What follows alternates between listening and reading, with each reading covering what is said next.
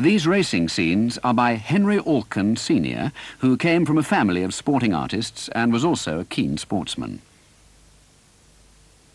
The detailed oil sketches show preparing for a race, saddling up,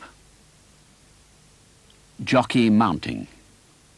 The mane was sometimes plaited differently in different regions of the country, and even for different sporting events. And lastly, rubbing down. The bottle was probably to give the horse a refresher after the race. This engraving by Henry Alken is from a Cockney's shooting season in Suffolk. It was usual to poke fun at the city dwellers and their capers in the countryside. Witness the title of the print, First View of Woodcock, or Mark that thing there with a long bill. The Day family was prominent in racing in the 1830s and 40s.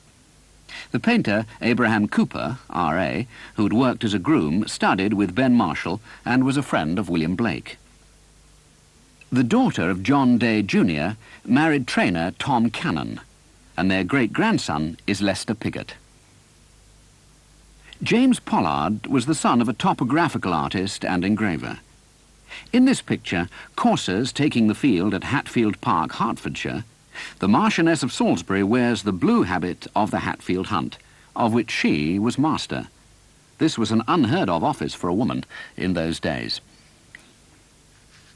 The Royal Mail coaches for the North leaving the Angel Islington, dated 1827, shows the hurry and scurry of a coaching stop. There were about 700 mail coaches and over 3,000 stagecoaches running in England at this time. Pollard loved fishing, and his pictures show expert knowledge of the sport. This, called Trolling for Pike on the River Lee, shows one of his own favourite spots near Waltham Abbey. And here we see fly fishing at Tottenham Mills, the ferryboat inn. The title says it all. From fishing, we go, appropriately, to John Frederick Herring, Sr. He painted the bay mare Manuela in 1825. She was a notable broodmare whose son, Memnon, won the St. Leger in the year this was painted. Herring Sr. began his career painting inn signs and decorative panels on stagecoaches, and even became a stagecoach driver before achieving success as a painter. His portraits of classic winners provide a valuable record of the thoroughbred. This is his painting of Euclid with Pettit, his trainer, and the jockey Patrick Connolly, dated 1839, the year in which Euclid ran a dead heat in the St. Leger, but lost the decider by a head. A small head, as you see, on a long body, the shape of racehorses to come. Outside a country alehouse, a mezzotint by William Ward after James Ward and George Morland.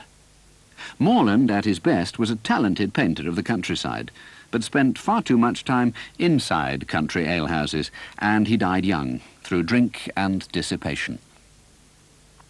Changing Horses to a Post-Chaise Outside the George Inn by Charles Cooper Henderson. This was a form of private travel organised by innkeepers. Henderson was educated at Westminster School and qualified for the bar, but took to painting. His father disinherited him for an imprudent marriage, but he inherited a fortune from his mother. Henderson's mail coach in a snowstorm was painted about 1843, when mail coaches were indeed in their winter, for the railways were rapidly taking over from the roads as the most efficient form of transport. Sportsman in Scottish shooting dress driving to the moors is a lively glimpse of sportsmen off to enjoy the first day of the shooting season. The shooting pony was probably taken along to carry dead quarry or an aging sportsman. Henderson painted this about 1845. A steeplechase, second mile, taking a refresher, not a cooler. An aquatint by Charles Hunt after Henry Alken, Jr. The Alkan family produced many pictures of this sort for the popular market, where hunting or steeplechasing accidents were often treated humorously.